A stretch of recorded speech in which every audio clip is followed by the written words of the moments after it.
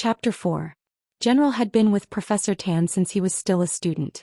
As the tall, rich and handsome man among the birds, General had always been a character that everyone loved, old and young alike. Professor Tan came from a scholarly family. His father, old Professor Tan, was very influential in his field. Otherwise, Professor Tan would not have been able to get his hands on a purple-blue macaw at such a young age, and would often take General to various nature reserves for sightseeing. As a pet bird, General was treated very well, because lived relatively long lives. Among the people Professor Tan knew, many of them were in their 20s and 30s and were still healthy. When Professor Tan went to an ecological reserve in the south, he saw a macaw in its 60s. Every day when the old professor who raised it took a walk with the radio, it would repeat the voice of the announcer on the radio.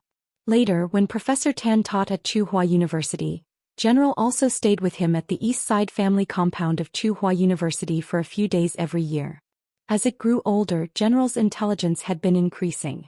In addition, General was smarter than other macaws of its kind, so its understanding and use of human language were beyond many people's imagination.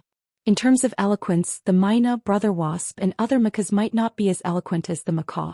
As the leader of the eloquent species, General was considered to have a foul mouth. The first 5-word sentence that Professor Qian's red-green macaw had learned was learn and practice. The first 5-word sentence that Professor Qian had learned was, look at you. It was sonorous and powerful.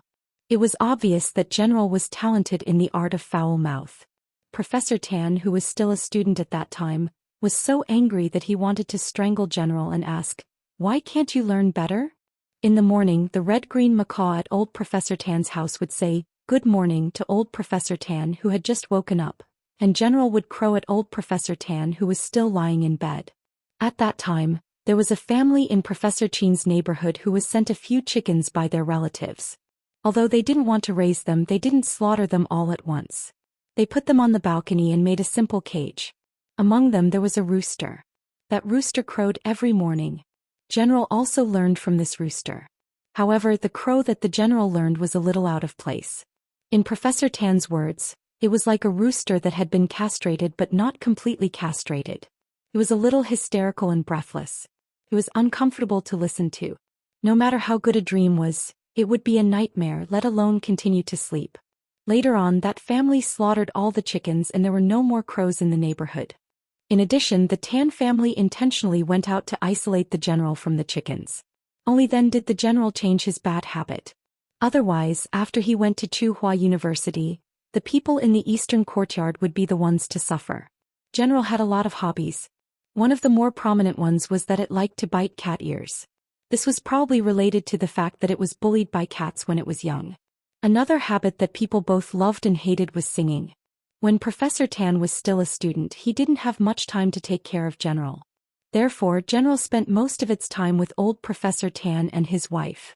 The two of them especially liked to teach it how to sing. They taught it songs that were very characteristic of that era. They even liked to teach it operas. Even though Professor Tan had been teaching at Tsinghua University for many years, General still preferred songs from that era. It was probably because it couldn't understand the lyrics of many pop songs nowadays and couldn't appreciate the rhythm. Of course, Professor Tan also rarely taught it rap songs. When General went to the south to celebrate Chinese New Year, he came into contact with the Tan family's aunts. Naturally, they didn't teach it many 21st century pop songs. As for the things that General hated, there were many. Among the birds, the ones that it hated were magpies and cuckoos. It didn't know why the people around it liked ugly creatures like magpies. They didn't know how to sing or do crosstalk. Why did the people in the courtyard smile every time they saw magpies? As for cuckoos, which were given a lot of mythical features by people, General hated them even more. It especially hated the parasitic behavior of some cuckoos. When General was released, if it saw cuckoos laying eggs in other birds' nests and kicking the original eggs or chicks out of the nest, General would chase after them and bite them. There was once when General was too impulsive and flew too fast. The forest was too dense and it didn't react in time. General crashed into a tree and its wings were scratched by a branch. It was locked up at home by Professor Tan for a few months. This hatred deepened. In the first few years in the eastern courtyard, General would bully the cats in the courtyard as soon as it was released. With its body size and fighting ability, It wasn't afraid of the pet cats in the courtyard. When it couldn't find any cats, it liked to talk nonsense when it was bored. General started to feel that the eastern courtyard was interesting when the black cat on the 5th floor appeared. It felt that it didn't have any communication barriers with the black cat. This was too rare, and it was the blessing of a bird's life. After getting along for a long time, General gradually stopped provoking the other cats in the courtyard. It focused on fighting the invaders of the western courtyard with the 4 cheap guests of the eastern courtyard. Every year, when General was brought to the south for the winter and returned to the eastern courtyard of Tsinghua University, it would first greet the black cat on the 5th floor. Until one day when General returned to the courtyard after a business trip with Professor Tan, it heard that the black cat on the 5th floor had gone missing. It stood by the iron fence on the balcony every day and shouted loudly, but the black cat didn't show its head. Because of this, General was listless for a while. It felt that it had lost its confidant in the eastern courtyard and couldn't find any fun.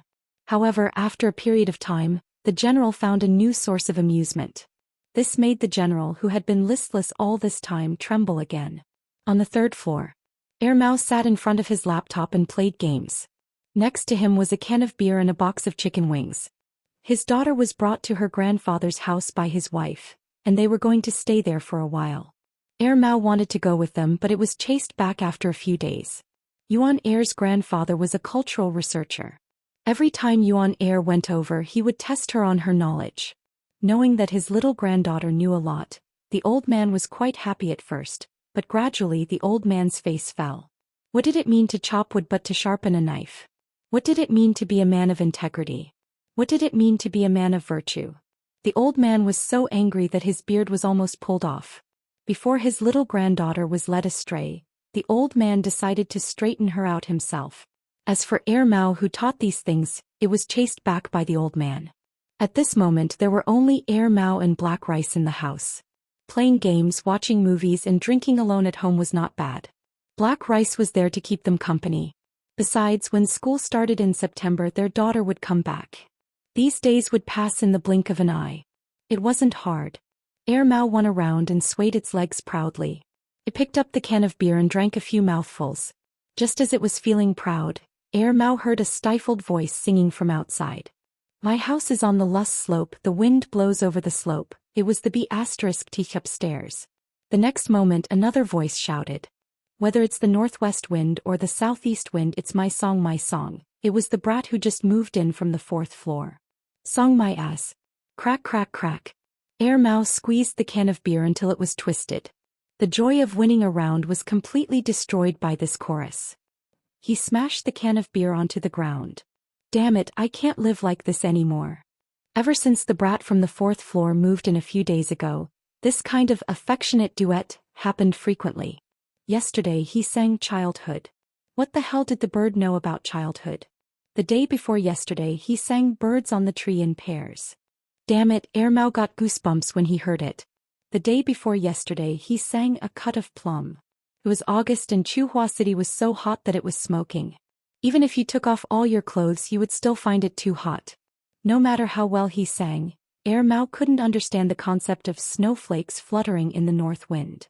Besides, the 2 lunatics upstairs didn't sing well at all. Speaking of the brat on the 4th floor, even though the brat had been going door to door the moment he arrived and was quite popular in the compound, Mao still felt that he was an eyesore no matter how he looked at him. He felt that the brat was full of evil tricks and wanted to kick him before talking. He didn't know why Black Rice, who had always been wary of others, was so close to the brat. Finally, the singing outside ended. Mao thought to himself, it's over. If it's over, I'll continue playing. But before Mao finished a round, Black Rice, who was lying on the side, pricked up its ears and jumped onto the desk. It walked to the window and looked outside. The next moment, Mao heard a few cat meows from downstairs. After being in contact with cats for a long time, Mao also had the ability to distinguish the sounds of cats. When it heard the sound, it could tell which cat was making the sound, especially this sound. Once Mao heard it, it knew that it was the little bastard with the mole beside its mouth. Mao got up and was about to chase the little bastard away when he heard the brat from the 4th floor shout, "Wait!" Downstairs, Peanut Candy looked at the 4th floor and then at the 3rd floor. She obediently walked to the side and waited. Not far away, the sheriff and Ah Huang had already tiptoed over briskly. On the first floor, De Pang, who was squatting on the balcony, craned his neck to look upstairs when Peanut Candy came over. When the brat from the fourth floor showed his head, he walked to the door and meowed into the room. The old lady in the room, who was reading a book with her reading glasses, looked up at De Pang. Going out to play? Remember to come back on time. Don't fight. On the third floor, Mao looked down and saw the brat from the fourth floor run down with the 4 cats following him. That brat is going to bring these cats to a gang fight again? Why did I say, again? Mao was puzzled. He went back to his room and sat down, still thinking about the reason. On the fourth floor, General saw that the brat who was singing with him was now going out for a walk with the cats. He didn't even look at him. He couldn't help but stomp on the iron fence around the balcony. As he stomped on the fence, he shouted, "Let me out! Let me out! Let me out!" Professor Tan, who was on the phone with someone, brought over a small water bottle and pointed at the watermelon sprouts in the flower pot on the ground. "Good boy, plant watermelons." Professor Tan used to distract General when he was angry, but this time General didn't want to do it. He continued to stomp on the fence. Mao finally sorted out his emotions and decided to continue playing games to relieve his boredom. He took a deep breath and put on his headphones. He decided to ignore what was happening outside.